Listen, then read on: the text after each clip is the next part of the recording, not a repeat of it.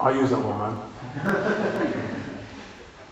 Okay, 3 hadith. This is an easy one. 3 hadith about salah. 3 hadith in English about salah.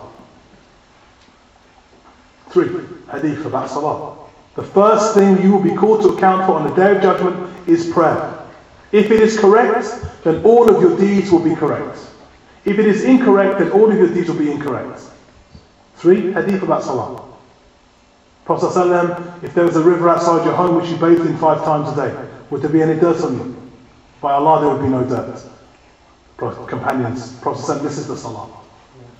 Prophet ﷺ said what regarding the prayer, it's the first thing you'll be called to account for on the Day of Judgment is salah. And Prophet ﷺ said the difference between a Muslim and a non-Muslim is what? Salah. What distinguishes a Muslim from a non-Muslim is salah. Anyone who abandons it became murtad. Now, I'm mentioning this why? There's a very beautiful hadith of the Prophet ﷺ which talks about the first people to be taken into hellfire. Anybody want to remind me of this hadith? Who will be the first taken to hellfire?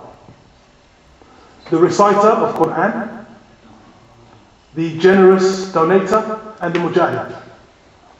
The first who will be taken to hellfire on the Day of Judgment will be a man who used to recite Quran. He'll be brought forward and Allah will question him. And he will say, Allah will say, tell me about your situation. He will say, I learned Quran and I taught it. I learned your book, Ya Rab, and I taught it to the people. Allah will say, you have lied. You learned Quran so that people would say, you are a reciter, you are a qari. And he'll be dragged on his face and thrown into hell. The man who used to give, he said, I used to donate fi sabilillah for your sake, Ya Rab. And Allah will say, you lied. You used to donate fi sabilillah so people would say, you are open-handed, you are generous. And he'll be dragged on his face and thrown into hell. And the mujahid, I fought and was killed in your path. No, you lied. You fought so people would say, you are a mujahid. And he'll be dragged on his face and thrown into hell. I spoke a little bit about my past. And one of the things that was cool when I was growing up in the 80s and 90s, which kind of gave you a bit of outlaw status, was being black. And rap and black culture was cool. So even though society rejected me to a certain degree, I still had some kind of credibility. And I wonder now, how many of the Muslims that you see around practicing Islam, how many of them are doing it because they want to be seen as outlaws? I'm a Muslim, yeah, what's up, man? I'm a Muslim, yeah. So, yeah, I wear hijab, I wear niqab, I'm a believer, I'm a Muslim. What, I'm dangerous? I'm dangerous, yeah, watch out, man, I'm a Muslim. How many of them, like the reciter of Quran, like the mujahid, like the donator, have the wrong niyyah when it comes to their deen? When it comes to their Islam, their intentions are corrupt, are perverted. Look at the stories of Umar anhu and the story of Hamza. When Hamza became a Muslim, how did he become Muslim?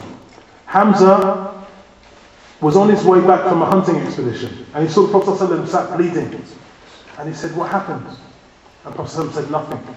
So he asked the shepherdess, why is Muhammad ﷺ bleeding? He didn't say, why is Muhammad bleeding? He was kafir. He said, Abu Jahl came and attacked Muhammad ﷺ and threw a stone at him and made his head bleed. So Hamza went to the gathering place of Abu Jahl and said, I believe what Muhammad ﷺ believes, so attack me. I am upon his religion, so abuse me. That's how he became Muslim. Because Prophet ﷺ was his relative. How many Muslims? I was born a Pakistani, so I'm a Muslim. I was born Somali, so I'm a Muslim.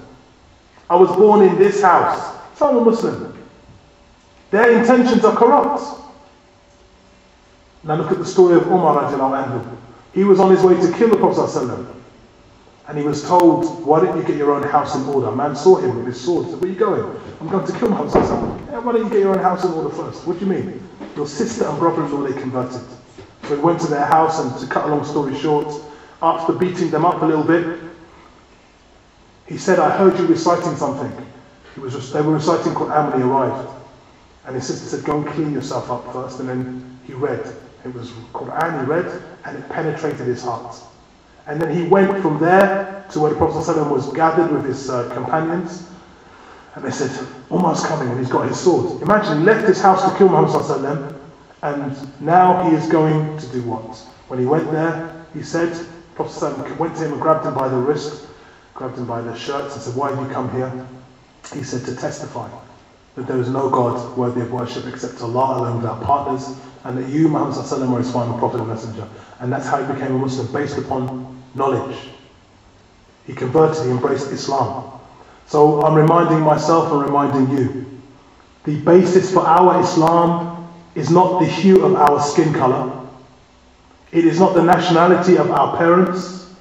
And it's not because we want to appear tough and rebels, and that society is going to think how cool and how dangerous to be a Muslim it is. Rather, our Islam is based upon singling out the Creator for worship alone, unlike any other religion on the face of the earth, and following the greatest of creation, Muhammad sallallahu alaihi wasallam. And the way that we stress this, the way that we build this, is by what? By reading Quran. Making the effort to go and read our book. Making the effort to have proper foundations in our deen. Brothers and sisters, I'm urging you to be real players, real Muslims, real genuine believers, not fakes. Not fakes.